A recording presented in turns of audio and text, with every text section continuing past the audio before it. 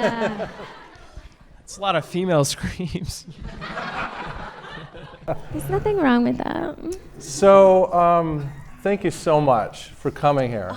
This is really awesome to see this episode being screened for the first time before everybody else. Was it okay? Yeah. So, You guys taking some notes? You might change some things for your performance. Is that what it is? I did in the first 20 minutes, for sure, yeah. So, I want to start just with a couple of questions. We'll open it up and give you a chance to ask questions too, so start thinking about what you'd like to ask. The first thing is, I know you both have, I've done my research, a little different training. You went to different schools, but could you talk a little bit of just about, since we're here at school, about your training and maybe something that you learned that you think that you rely on or use like while you're on set working or in a play? Looking at me because you want me to go first? Okay. Yes. I actually went to a school that is in the similar vein of the Film Academy. I went to a private conservatory. It's called the New York Conservatory for Dramatic Arts. I don't know if you guys have probably heard of it. I went there when it was called the School for Film and Television. And it's not called that anymore because whenever you say that to somebody, they'll be like, what school do you go to? The School for Film and Television. Oh, great, what's it called? It was a 2-year conservatory, and it was Meisner-based. And I actually had... Hey! Sanford! Yeah, Meisner! You gotta do it from here, let it do you. Right? Nightmares. Like, you're wearing a blue shirt, you're wearing a blue shirt. Like, just... nightmares. This is my favorite. It's funny because I actually really loved that environment way more. I'd started an application for NYU. I was considering going to Tisch, and I visited it, and I didn't like it. And the reason I didn't is because it wasn't as personal of an experience. You know, it was such a large campus, there's so many people, and the size of your class is insane, and I just felt like I wanted something far more like specialized.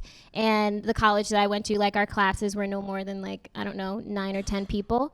And it was a great experience because all of our teachers were also active, like still in the community, whether they were coaching or still actively working on shows.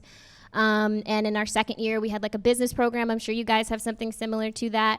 I think for me personally, conservatory environments are really great for artists because if you know how to spell, you know how to work a calculator, you know, like you get through all of your GE courses that you do in school and they may be your favorite, but sometimes focusing on just what you want is the best way to go because you can just let your right brain take over, you know? So that's what I did. The thing that I remember most from school, don't be late. Don't be late. And if you're late, apologize. Acknowledge it immediately and let it go. Don't make excuses. Nobody cares about where you're coming from. Nobody cares why you're late. Nobody cares if you learned your lines or not. You just better suck it up and pretend like you know that shit if you don't live in that moment and call it. But that's the number one thing that I remember, and it's, you know, I'm working on it. She's never late. I am almost never late. I can count on one hand how many times I've been late in the last 3 or 4 years. I'm late to like every other job that isn't this because I don't really care. That's how you know that this is what you need to be doing because you'll never be late to an audition or a job. On a different note, I became an actor in high school and I really wanted to pursue that in college. And I auditioned for a couple colleges and I got into one. And I went to Boston University for a bit. And great school. Wasn't for me. Sorry to the girl in the denim. Wasn't for me, so I left and I'm from Cleveland, Ohio, so I went to school in Ohio for a bit at Kent State University, and then I really always wanted to go to Carnegie Mellon University, and and my older brother's an actor too, and mostly in Broadway, and he's done a ton of stuff, but mostly Broadway, and I saw his progression, and I auditioned there again, because I didn't get in the first time, but the second time they were like, all right, you can come here. So then I went there, and then my senior year, my second semester of college, we did a showcase in New York, and the Warner Brothers, our show is a Warner Brothers show, and cast directors came to that, and the next day I auditioned for Kevin, and then that night I got it. Wow. Your life can change in 2 hours. Because I mean, literally, I think some people from my agency are here who witnessed this happen. But literally, audition, was on a flight in the morning. The thing I learned, this is for you, BU girl. I learned at BU, the thing that I'll say that I carry with this show is that you're in a unique spot right now to adjust the way you think about art and the way you think about acting, and to put your bias aside. And whenever you go see a movie or a TV show or a play, you can think about it unbiased. Don't think if it's good or not. Think about what it is and how you can adjust what you do to fit into the style that thing is. For instance, Riverdale is not Shakespeare or Guillermo del Toro, or it's a super specific style of art, and it's good, and it's different. But allow yourself to whatever you do constantly. Go see it unbiased. You can be like, I friggin' hate this, but you can also be like, wow, that person really dove into that style. And I think at BU I had a professor that really taught me that, and I try to keep that with me whenever I see whatever I see or whatever I do. Which is why he's so good at what he does. No, seriously. I could sit up here and I could toot Casey's horn for him until we all go deaf. Casey, we can toot horns all day. We can for toot each other. my country's out. I had to do an audition tape today, and one of them, they're from Georgia, even though I'm not from Georgia. You know, we all country. So, like, I can't put it back. But Casey is like a chameleon. Like, he is able to adapt to really kind of any situation, and I feel he allows whatever the circumstances are to be real. And whether it's uncomfortable or funny or, you know, angry or whatever it is, he just kind of lives those nuances out. So, like, lovely. He's awesome. Go on. It is awesome, though, to hear, like, we see people on TV, and I think we often just think, like, oh, they just, you know, somehow got that job, but you put a lot of years of training into it. And then you do just get it. Yeah. And you're like, what the heck? And then you're on a plane, and you're like, oh, in first class, you get free drinks. And it's awesome. It is. We're in classrooms all day, and we're, you know, working on scenes, and we're doing final films, and we're doing scene study presentations. But could you talk a little bit about, like, what is the day like on the set for the show? Like, what is the call time, and what is that whole process like throughout the day? You started. So, I mean, this was my first time ever on a set, so I didn't know what was happening. But basically, we work Monday through Friday, and then actually this year we got pretty backed up. So last probably 8-9 weeks. Yeah. We had a Saturday, so we were working Monday through Saturday, which is crazy. But Monday mornings, you start super, super early. So a call time will be like 5 a.m. Wow. 5 a.m. It'll be like 5:11. Yeah. No, yeah. 5:04. So you get there at 5:04, and you know, you do your hair and makeup. They do your hair and makeup. And then it just depends on how many scenes you're in. It can be anywhere from a normal day shooting-wise for us is about 14 hours. Yeah. Now, I would be exaggerating if I said that's every day, because there's certain days where I'm in the first scene, or Ashleigh's in the first scene, and we're done, and it's a 6-hour day. Deuces. Yeah. Just leave the sun still up. I can go grocery shopping. Yeah. Great. Yeah, and then there's, you know, on top of that, there's days we do a lot of press for our show. So we have what we call EPK, which, you know, like MTV's here today. So you're gonna we're shooting in the girls' bathroom, but in the student lounge you're gonna go do an interview. We do a lot of that. So it's very difficult. It's you have to love it. But for our characters, we get a little more time off than some other ones, which is sometimes nice. But most of the time, we're like, put us in the show. I don't know why you guys are laughing.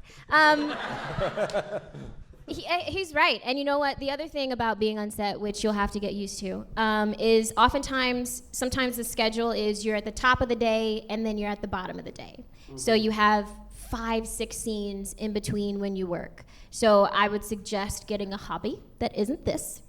Bring some knitting needles, bring your laptop. It's like a 10-hour break. It's like you just like whatever you can't do because you're on set, I would try to find a way to do it there because sometimes you're just, you're getting paid to wait, essentially. And then, make friends with the people at Crafty. Yeah. Crafty's great. Because they'll make you smoothies. They'll make you anything. Like, she made like a chia seed cup that was vegan and gluten-free and like wasn't too sweet. Like, I'm super picky. I'm like, do you make buffalo wings? And do you have ranch? Oh, ranch is so hard to get by in Canada. It's like more like buttermilk ranch. I don't know if some of y'all like that. It's not very What good. is a scene that stands out? Because you've done 2 seasons now, right? And I think it's renewed for a 3rd season, which Yes, is it is. awesome, right? Yeah, which is tough these days. So It is. that's really, really awesome. Congratulations. Thank you. What is a scene that you shot that was really difficult and why? Like something that was like, man, that was a challenging scene. Was it this? Yeah? Yes. This was definitely, I think, it was the most difficult because, putting on a musical, as you guys know, it's not easy. It takes a lot of time, rehearsal, all that stuff, costumes, everything. Now imagine trying to shove all of that with a camera crew with like giant cranes and stuff in 8 days. Like, we have 8 days to shoot our episodes. And we're also, because we were behind, we were shooting other episodes at the same time while we're trying to get this one done. So we were doing dance rehearsals in like 2-hour chunks by ourselves. It was just like us and the background dancers and our choreographer. And then that whole chair scene where we're, no, that's not what it is. We're just like this. That was the first time, the day we shot that was the first time we were all together doing the choreo as a unit. And you see it's a unit dance. So it was kind of hard to do that when nobody else was there. And then you just add in everything else, like you saw how it was really intense. Yeah. So many elements. Wow. Right? Yep. Yeah. I mean, that was crazy, but it was the most fun. I think it was the most fun I've ever had, but because I'm a musical theater nerd. But Someone else is doing a production of Carrie the Musical, right? Is that happening? Next weekend? Yeah. are you guys stoked? We're gonna maybe I'll have to come by and see it. Yeah. Let's see what's going on. Yeah. I'm super stoked for you guys though. It's a great show. It's great. I'm also super stoked that you guys have this program at the school. There's I feel like it's hard to come by like a good musical theater program in such a small, specialized environment. It's something that I wish we had at NYCDA while I was there. Like I did musical theater. I'm not professionally trained by any stretch of the imagination, but I started out in theater. She's pretty pro. I'm not though. I swear I'm not. I'm blessed. But I'm not a pro. I'm So talented. what about so the show's based on the Archie comics? I'm curious, like, have you guys read those or your preparation for it at all, or you just started the script?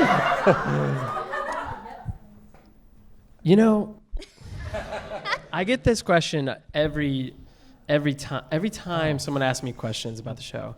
And at first I was like, oh yeah, but no, I've never read one. I didn't know what it was. I've never read one. I auditioned for Archie, and the first time I read this pilot, all these random people had red hair, and I was like, what, is this like some weird like demonic hair town where like anyone with red hair is some sort of cult? Natural redheads?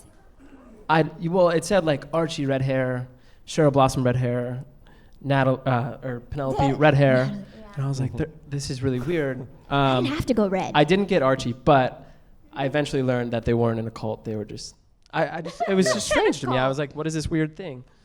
But long story short, no. No, you don't. Yes, I did. She's a nerd. I am Archie a nerd. Archie nerd. I am a comic book nerd. I love comic books. I love cartoons. It's the best. Scooby-Doo, all that. That's my jam. A pup named Scooby-Doo, freaking Dragon Ball Z. I'm like a big, I love any of that animated stuff. So I was a big Archie Comics fan growing up. Wow, cool. When you're shooting an episode, when do you get the script? Like, how far in advance do you get it? How much time do you Sorry. have? Wait, In the dressing room or 2 minutes before? Get them when you get them. Yeah? No, you know what? It's tough. You know what? They have a tough job. So It is. I mean, At you the beginning of see the what season, we're you're like, dealing "Oh my with. gosh, this is There's great." so much story. There's so much plot, and sometimes things change. Sometimes people are sick, or somebody gets hurt, or whatever the case is. So adjustments have to be made. But sometimes, like, you get the script as we're shooting the episode.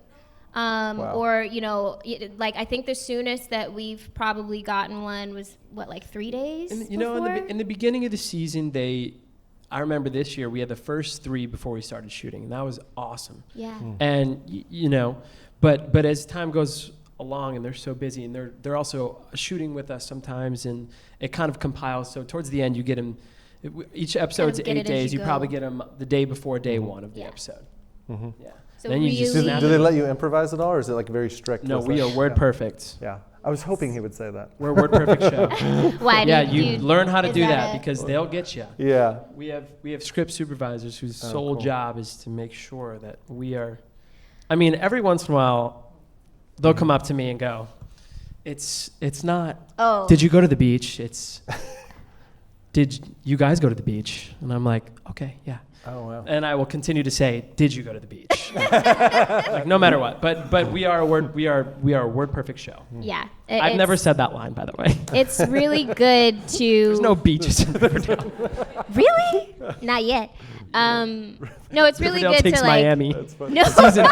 Season 14. Oh my God, I'll be like 50. Yes. No, I think it's really important to have like whatever is your way of learning a script, memorizing words, whether it's visual, audio, whatever is great. It's a very good tool to have. I would also say that it's very good to be able to improvise. If you know your character well enough and the circumstances and where they're living, if for some reason you may not know, the words or whatever it is, if you're so grounded in that moment and who they are, whatever comes out of your mouth is going to be right. So just, let Yeah. that.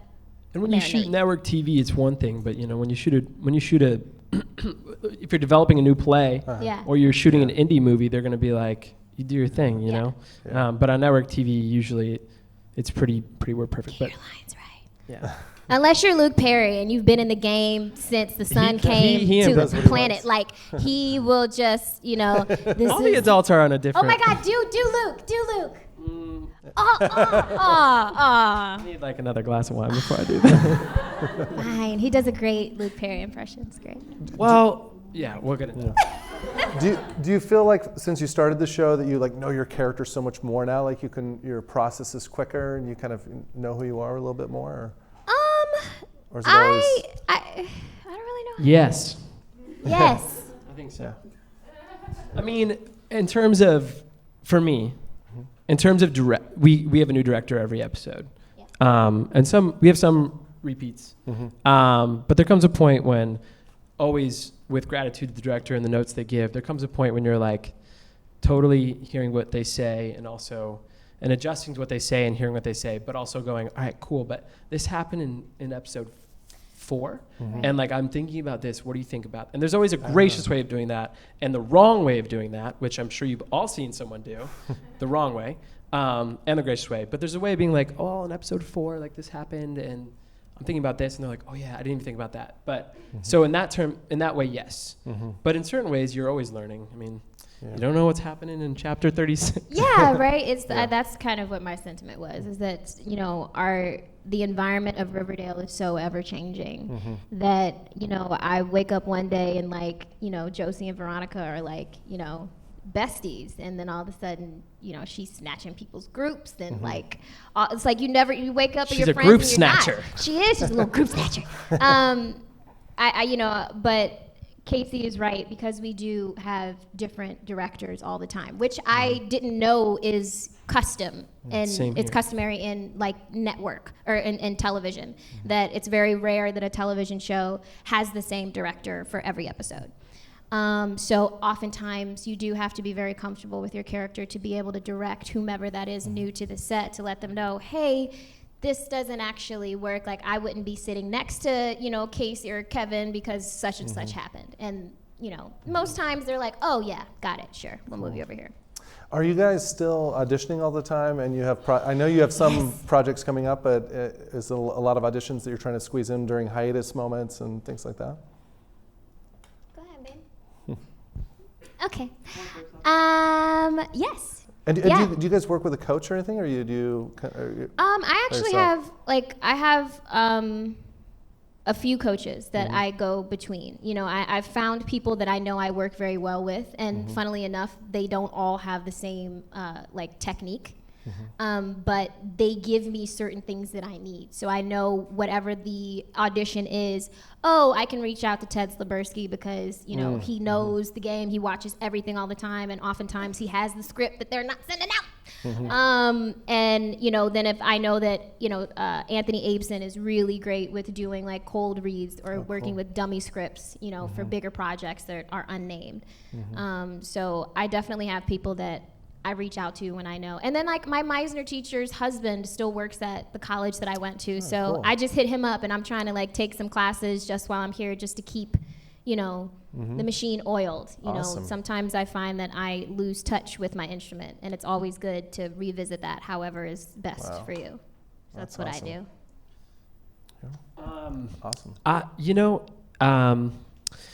Yeah, yes and no. I've had some auditions recently, and I did an indie movie real quick after we wrapped, which was a big learning experience, and it was great.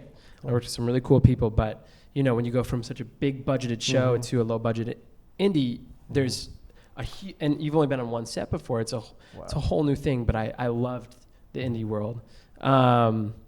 But yeah, I've been auditioning. It's fun. I've never had a coach in New York because I have never really lived here. I'm only here for 3 or 4 months here. And since my brother's an actor, I'll oftentimes just shoot him a text and go be like, hey man, can you like check this out? But can you give me the numbers of those people? Yes. But I think having a coach is great. And it specifically with theater auditions to me, when you get to that callback point when you're like, this might happen, because those auditions are so much more thorough and they're so much longer and a lot more dialogue. Yeah. And you can really take an entire room and set it up the way you want. That's when I seek help to make sure I'm not doing too much or whatever. Yeah. But and you guys both do theater too. Is that something you want to continue to do? Or you've done theater, I know. I mean, I would love to. When we shot this episode, it gave me some serious feels. Wow. It's where I started. I love theater. I love it, and if I had the opportunity to, tell a really great story on stage, I would take it in a heartbeat. Wow, cool. Yeah. If I could just act every day, I'd be happy. I just love it. So I want to do a play and a musical, and I want to do more movies. I like movies. I like the idea that Childish Gambino just did he did a really interesting interview recently about the end of Childish Gambino, where he was like, yeah, this is gonna end, and like all things come to an end, and it's good. And there's this idea behind movies, to me, that you dive in so deep to this thing for however long it takes. Let's say it's a huge budgeted film, 3 to 6 months, right? Or Game of Thrones, right? Yeah.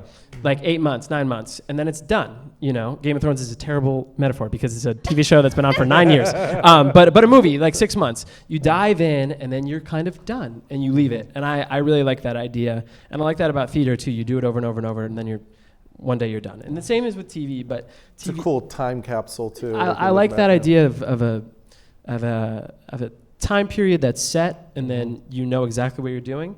Granted, I'm doing a TV show now, so the second I'm doing a movie, I'm sure I'm going to be like, man, I want to play a role for 15 years. So it's grass is greener. But I would love to do theater. Long story short. Okay, bye. Yeah.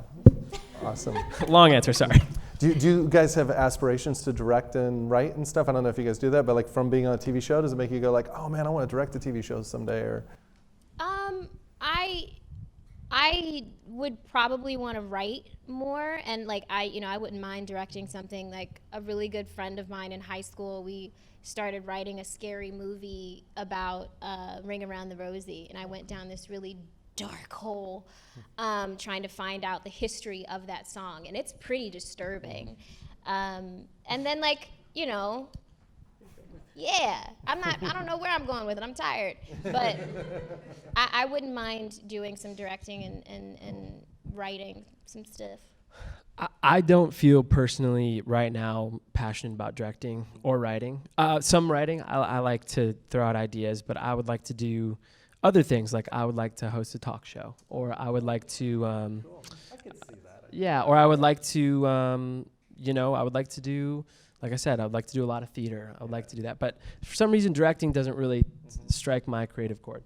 Awesome. But with all due respect to every director in the room, that's a job that I don't know how you guys do. So, cool. Well, how about we open it up for some Q&A? Yeah, some questions from you guys. Are there any hands? Oh, row Courtney 2. has We her need to hand get. up. You go Yeah. first. You shut up Yeah. quick. So can you stand and introduce yourself and then go ahead and ask your question, Hi, please? I'm Courtney. So you said that this was your first time on a set.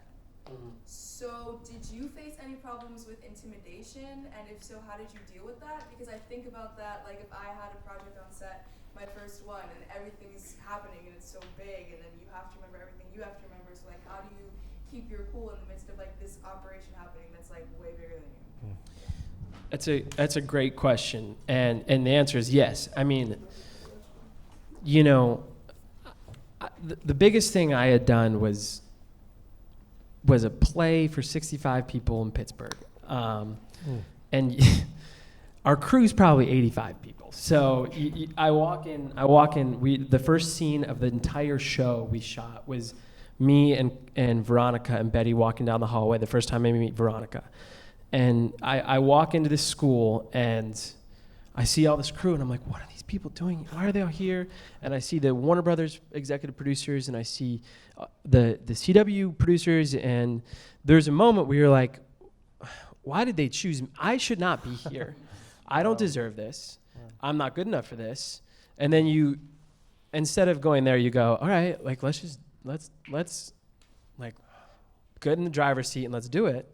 And if you take that approach, and if you take all the passion you have, if you take all the training you've done, and you just think it's a simple scene. And the cool part about TV is that you shoot scenes that are like this big. So you have like at most like let's say you got 6 lines, right? You're like, I'm gonna get through these 6 lines. And I remember the first 3 takes.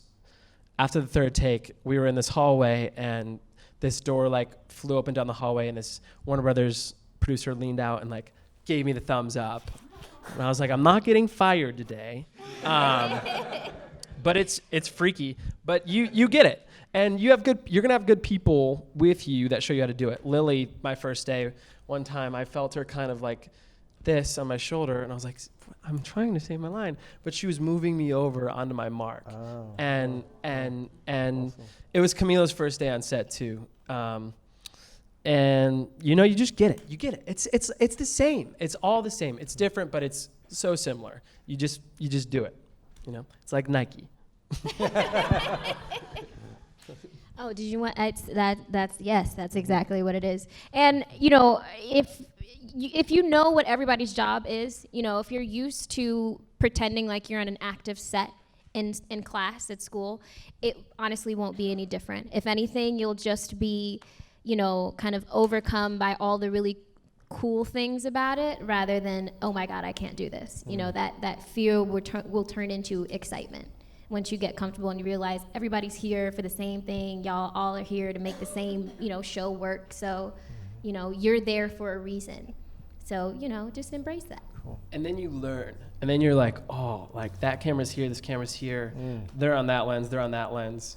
If I go like this far this way, I'm going to be out. And then you start to learn that craft, and it's a whole new style of acting. It's super cool. It is. Wow. Thank you. You're welcome, Courtney. Right here? Yeah. Hello, my name is Prince. sometimes as an actor, when we're handed a script, we're looking at the lines and we're like, this is completely totally different from us. So going back to when you was first cast as your characters, what is the process for your physicality, the way you talk, and like trying to make it different from you, but also having some kind of relationship and bring it, like making it natural?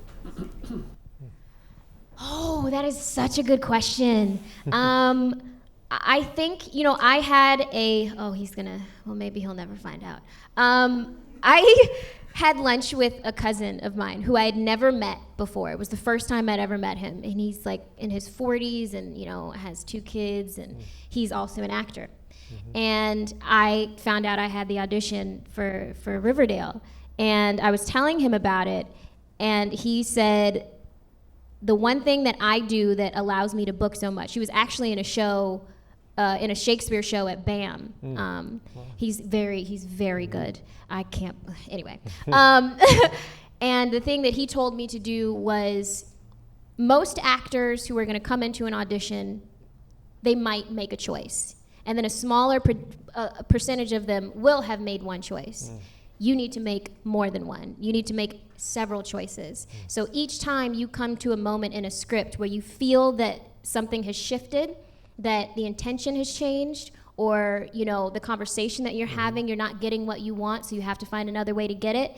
In those moments, make a choice. It can be physical, it can be vocal, it can be internal, whatever that is, whatever that works for you. And what's funny, when I made it to the studio and network auditions to test, I had to sing Whitney Houston. I had made an abridged version of How Will I Know? And I didn't know all the words. And I forgot it midway through the audition, I was singing and I stopped. And everybody was like, is she gonna? And then I found it again and I kept going. And in order for me to not have that moment, my agents and my team, they were like, oh my God, please don't do that again.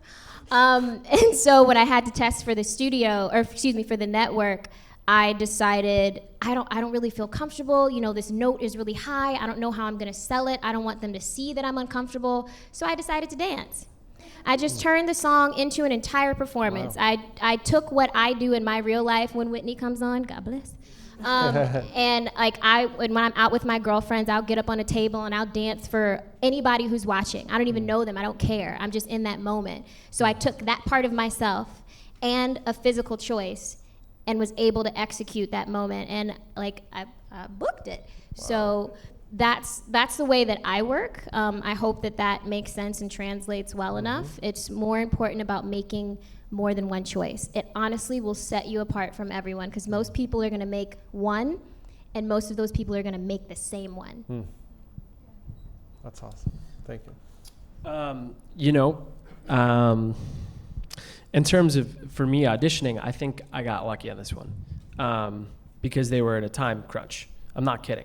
But in terms of what I think about acting in general, he got cast the day before, within truly, 24 they had hours started of shooting us the next day. Oh my gosh. But to answer your question, you said physicality, and what was the other part? Just how you walk your character, the way you talk and everything. So okay, so I learned. Do you guys do a text analysis kind of thing? Yeah. So that to me is the number one thing.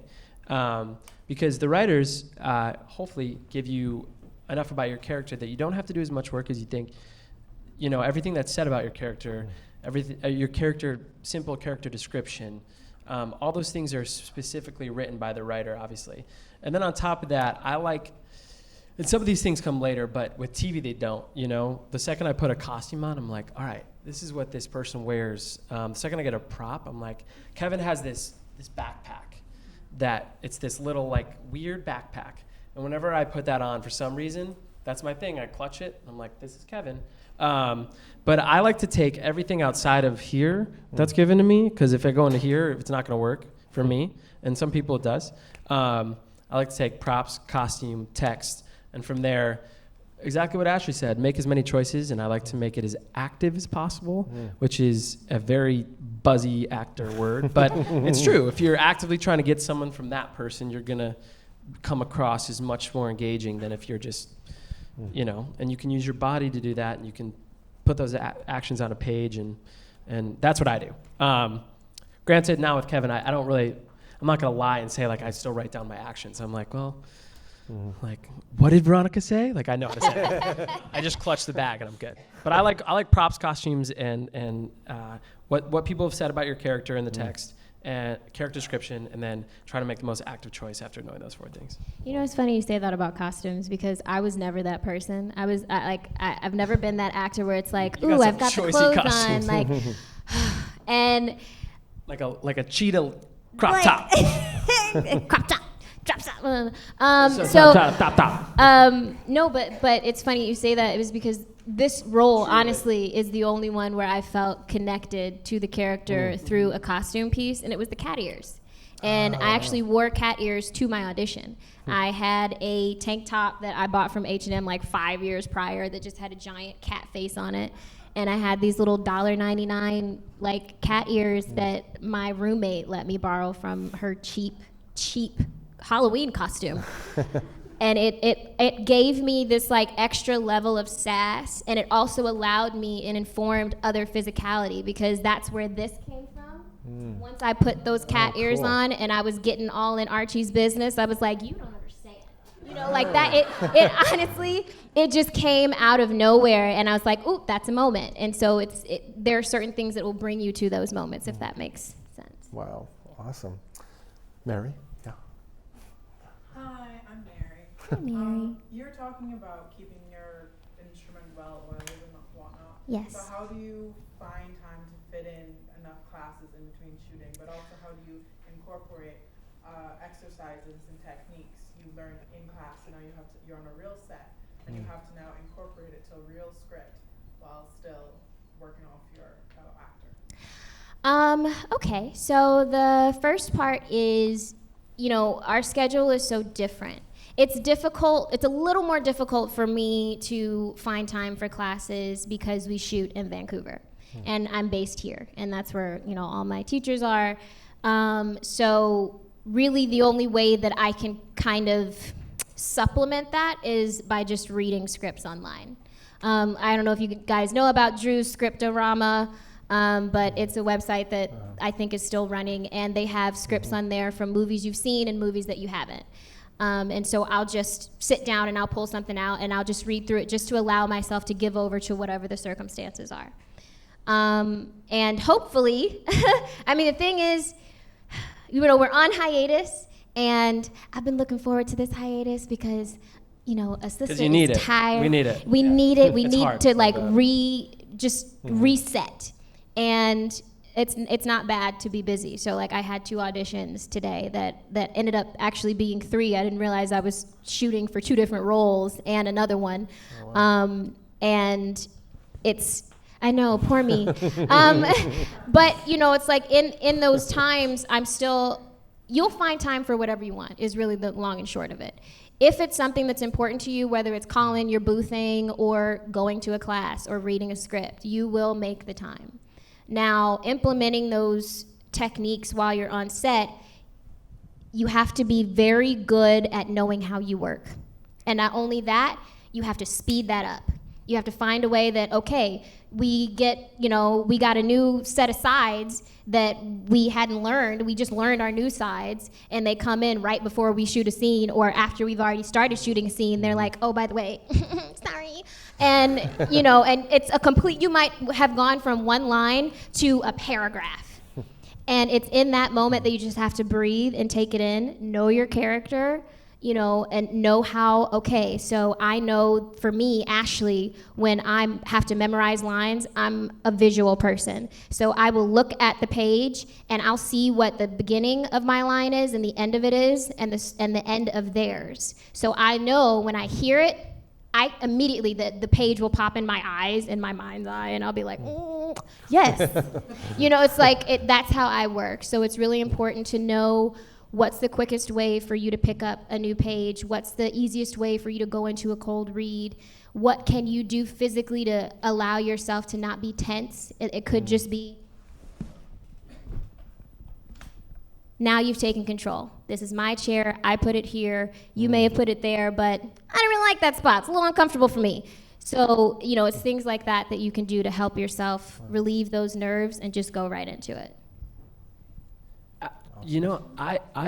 I know this question was more for her, but I watch everything. Like I watch as many movies and TV shows as possible, because you as artists, I believe, will work better if you're inspired. Yeah. And if you watch something that inspires you, I watch YouTube videos before I go to musical theater audition. I'm like, I'm gonna watch Jeremy Jordan slay that song because I want to be that good, But like it's those things. Like, what TV shows inspire you?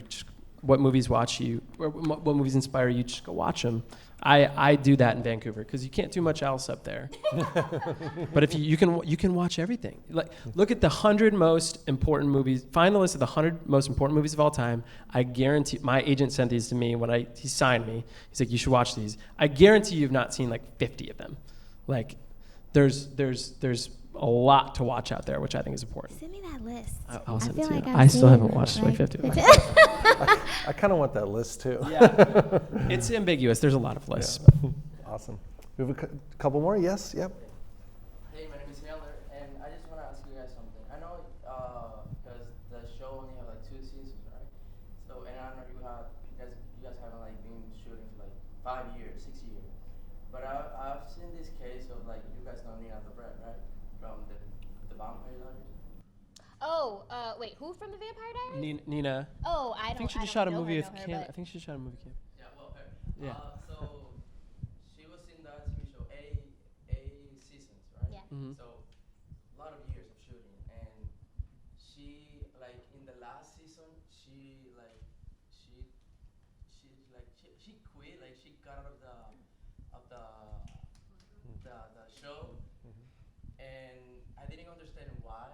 So they kind of like killed her in the character, but she came back. I don't know if they paid her for like, and so she revived in the last episode. But yeah, but the thing is that I saw like an interview, and she was saying that she felt like stuck in one thing. Like she so many years of doing just like one show, she wanted to do like something else, like just focusing on like that show. Like everyone know her like just by that character. Yeah. So have you ever guys like felt like that? Like you guys like, You're asking the right people. Yeah, like you don't always want to like, okay, like Riverdale is cool. Like I want to create more. I want to be part of more like bigger projects and stuff. So yeah. I'm gonna correct one thing you said. So we've been shooting for about 2 years. So we've done 2 seasons, but we've only been shooting for 2 years. But there's a lot that goes into it. What we're doing right now. There's a lot of contract stuff. There's a lot of business stuff. There's a lot of social stuff, a lot of press stuff, and then some shooting stuff. And then there's free stuff. And it becomes stagnant. Yeah.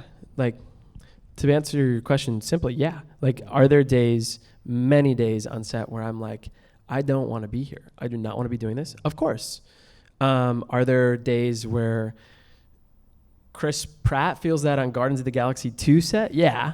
Are there days where, whatever Bernadette Peters feels Uma that? Yeah. Thurman didn't want to get in that car and drive it the way that Quentin Tarantino asked her to. Yeah. And what I will say is I think of that feeling to me right now, and I'm biased because this is all I've done. I think TV is the hardest when it comes to that because you are contractually obligated to do this thing for many, many, many years. And it's a daunting task when that show is probably, and I'm guessing, I've never met her, but I'm guessing when it starts to not be the number one show or whatever, it gets tough. And it's exactly what you want to do. You want to do movies. You want to do all the things that I just said I wanted to do. What we can, and that's that, right? So let's say my contract right now is X amount of years. Let's say my contract is 5 years. That's that. You have X amount of break. You have X amount of time while you're doing what you're doing to set yourself up to do all the things you want to do. And for her, there came a time when she was ready to get out, and it worked out for her. But it's a business, and it's important to remember that. And it's important to keep yourself inspired when you are doing a show like we're doing, because you can get very uninspired very quickly. And we all feel that. But luckily, too, we have such a great young cast and adult cast, too. Because we call ourselves the kids and adults, even though, like, I'm 25 and... I'm not. So we all, whenever I'm down, I'm like, yo, I am feeling rough right now. This sucks. And they're like, yeah. Like, well, like, let's talk about it. Let's figure it out together. Yeah. Let's make this story good. This is our job. Let's get passionate. Why do you like acting? Or I'll call the people in my life that are not on the show. Why are you doing this? Why don't you go be on Wall Street or something? Do you want to do that? No. All right, are you blessed to have a job? Yeah. So let's figure this out and power through it. You know, it's the same with that intimidation factor. It's like, let's instead of moping, dig deep and figure out why we like to act and be thankful for the opportunity to do it. It's the same with what you're doing. Have you guys felt this in your program where you're like, I don't want to go to class? Never his class, right? Never mind, right? Have Please, you ever, I'll cry. okay, even worse, in Carrie, have you ever been like, I don't want to go to rehearsal? Like, yeah. Yeah, it happens, right? So when you're stuck into something for 8 years, it's going to happen no matter what. So you just dig down deep and you keep pushing through. Cool. What I would add to that, Casey made a very good statement. I was actually just talking to my endorsement agent about this last week. You know, he was like, actually, it was both him and it was my commercial agent when I first started freelancing with Innovative. Her name is Barbara Coleman. And both she and Ross told me that you have to remember why you started doing this. In those moments where things are not going the way that you thought they would, you know, promises that were made to you that may not have come to fruition, you know, and if you are in a situation where you're blessed with having a job and it's a contract job, but, you know, it may not be fulfilling you, it's important to remember why you fell in love with acting, to go back to the basics of you just wanted to get up and to pretend to be somebody else. And that was enough for you. That was fun. You know, you weren't really worried about what anybody thought about what you were doing. It was just something you wanted to do. Another thing I think is really important is if you have a good, solid team, you know, a good manager if you need one. I have a great manager. She's here somewhere in the darkness. Her name is Kim. She is like my second mom. We've been together for, I don't know, 6, 7 years. I've lost count. And I have an amazing agent who is also here, Jamie, somewhere. I have a really strong team that believes in what I can do and believes in the life that I want to have, not just professionally, but personally. And they fight very hard to continue to provide opportunities for me to have other projects. When I'm on hiatus, I try to audition as much as I can, and I hope I book something. And I've been very fortunate to book every hiatus. She books all the time. Mama books, okay? And that's great, but you know, it's hard, but it's really great because it also allows me to continue to set myself apart from the show, which I think kind of also answers a little bit of a question in there about being worried that that's all that people are going to remember you for is, oh, she's Josie, she's this. Another thing that helps with that is social media. I hate it. I'm just gonna say it. Like, I know I look young, I'm not. I grew up without it. Like, it's not my favorite thing. But it is very much so a part of this industry. And a really good way to brand yourself through social media, if you are attached to a show that also requires you to push content, is to speak in third person and to also allow yourself enough space for content that illustrates who you are as a person, as an actor, separate from whatever it is that people are recognizing you with, you know? So totally. I think that's what I have to add to that. You're welcome. Awesome. Let's go one more question. Oh, yes, more hands. Yeah? How about, right here. Yeah? Hi, I'm Charlotte. Huge fan of the show, so I'm like trying to keep calm. No, lose it right now. Lose it in front of everybody. Where are you from? England. Okay. I couldn't tell. I was like, is that England? I could. School actually, and I was just wondering, in your opinion, if you found it easier to like go in and get callbacks and book work with or without an agent. Do you I can. I'm going to be honest. I've never had an audition in this city personally without an agent. And that's just because I was very fortunate to get one a long time ago when I was in college. So I can't speak to that. Most of my friends don't have agents, but I'll let you take that one.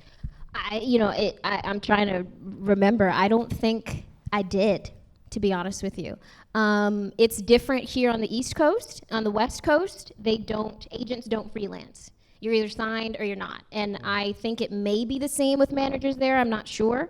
But here in New York, it is a bit of a privilege to be able to freelance with an agency so they can see if you actually are willing to do this and can show up to auditions on time and know your material and things like that. On time. It's so important. It's so important.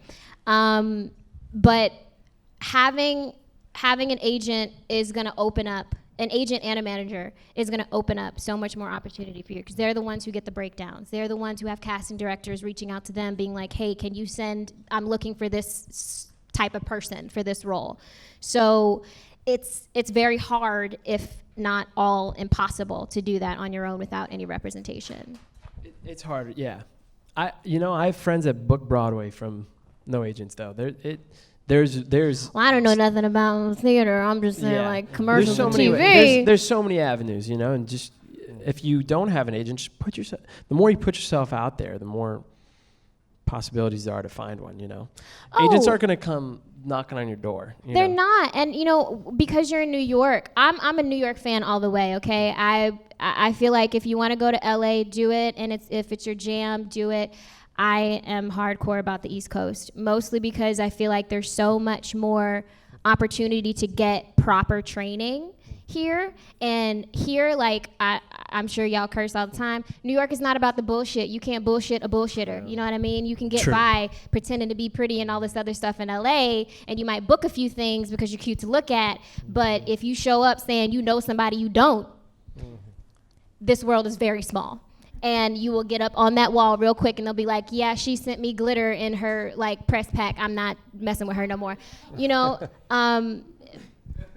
Yes, it's a real thing. Like, is that like a term? What? She sent glitter. Oh yeah, there have been people. Don't inundate casting directors with mailers. Aren't really a thing anymore. It's a mailer thing. Like if you're gonna send a mailer, it's only if you're in something. If it's like a showcase or something like that.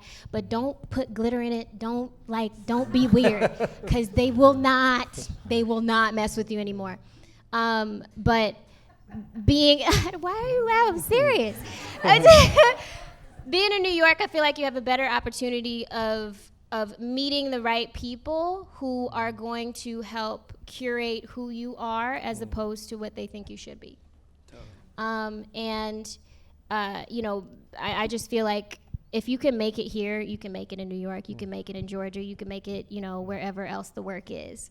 I think this is a really great place to start, and knowing that don't ever pay anybody to represent you. And if somebody comes to you and is like, oh, we should change your hair and get rid of the bangs and just go blonde, don't do it. You know who you are. Be authentic to who you are. Unless you feel like whatever different haircut or hair color or whatever the case is just gonna elevate your essence, do that. But just kind of, I could be here all night. What I'm trying to say. Awesome though, response to that. I think it's a good place for us to end. I could be here all night too, but you had one quick one here. Let's do one quick one. Yeah. Well, did you? I feel she's been raising her hand all the time here? too. Okay. You guys, we'll do them real quick on the Okay. Cool. Yeah, because it kind of piggybacks. That's why. I don't need this mic. Can I put this down? You can put it down. I'm in the theater. I Yeah. need this. Exactly. My name's Molly. First of all, this is not a question, but my best friend from BU, Daniela Ferrero, knows you. Oh, cool. So she says hi. Awesome. And secondly, this piggybacks off your question, but to speak more to the audition process and the casting process, what are the biggest differences between New York and LA, and how do you weigh those options? I'm just starting, so. They're the same. They're literally the same, I think. In terms of, in New York, if you're auditioning for a TV show, you'll audition here, and they'll put you on tape, and then eventually they'll get you to a point that they'll fly you to LA, unless you're in a time crunch like me, and then you'll go test out there. But last time I was in LA, I was meeting with the heads of all the studios saying, I want to go to LA, and they were like, there's no need. You can be, nowadays everything's digital. You can be in New York, LA, either one, you're going to be in front of someone that matters, and I think, from what I've been told, they're the same. Now, if you're at a certain echelon, I think a movie star, you're probably going to be at LA. If you want to do theater, you're going to be in New York. But other than that, I think what I've been told personally, what's I think works, and I think you'd agree, is that it doesn't matter which one you're in. He's right, and the only difference that I noticed with auditioning here as opposed to LA is I feel like, well, first of all, in LA, most of the offices are like in houses. They look like houses, or it looks like a little dental, like, my dad and I have like a thing. No shade to dads who have dental offices with their sons. But it, like, you think you're walking in for a doctor's appointment, but it's actually the casting office. And I think the only other difference you'll notice is just, I feel like LA casting directors have more time, or are more willing to kind of like rub elbows and shoot the shit. And New York casting is like, I haven't eaten in 6 hours. Would you just read this? See, I've had the opposite. See, well, I mean, like, that's the thing, is that I've auditioned more here, than I have in LA. And in the few times that I've auditioned in LA, that's the only thing that I've noticed a difference of, is that they were a little bit more chatty, and the places that I went to audition were like, are you for real? Like, it's not as, like, cookie cutter as it is here. Cool. There we go. Hey, so I'm Marina. I'm actually in a cast of Carrie we're doing here. So it's related to this episode. So how was your relationship with the show, like Carrie? Did you have any time to like see what it was about? And how it on the same day kind of thing? Because really, like, it fits, I think, with like Riverdale. All the story was really interesting to see. So I want to see how that relationship goes. To answer your question, I think mostly that's due to the writers. The writers are brilliant. Roberto, our head writer and executive producer, also helped rewrite the last Carrie movie. It's a musical. He's really into these really random dark movies. But it's a story that's really dear to his heart. So that's the first part, and he's a genius. He's also writing the Sabrina, which is going to be amazing.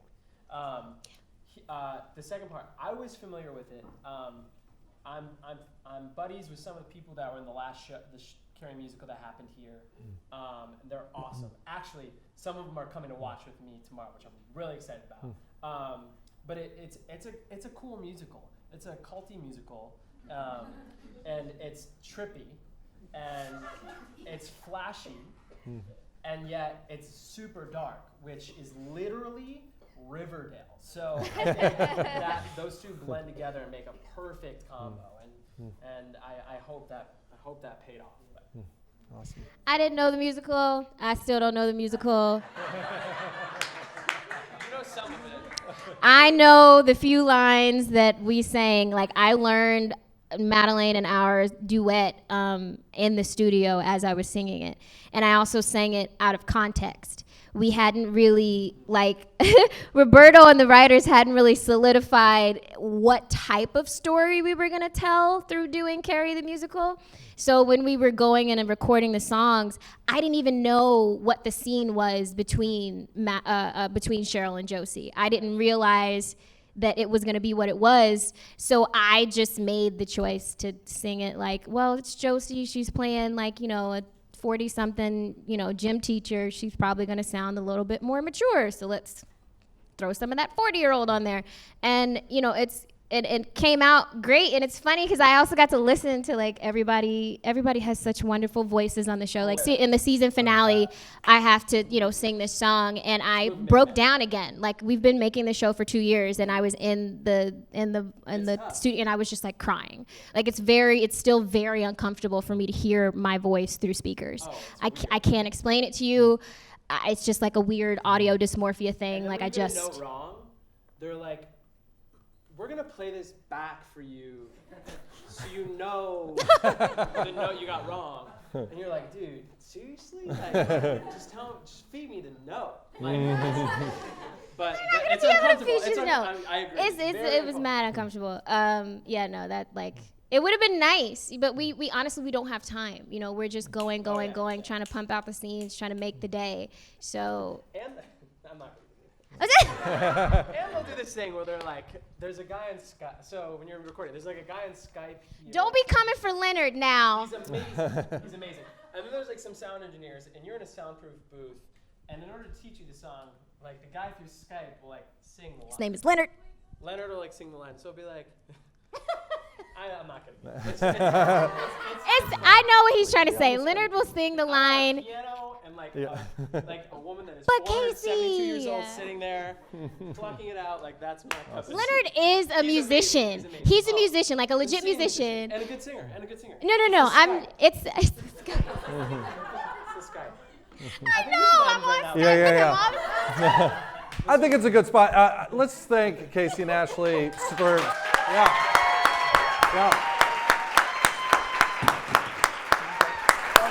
really brilliant advice and taking time out. We really, really appreciate it. So thank you so much for coming.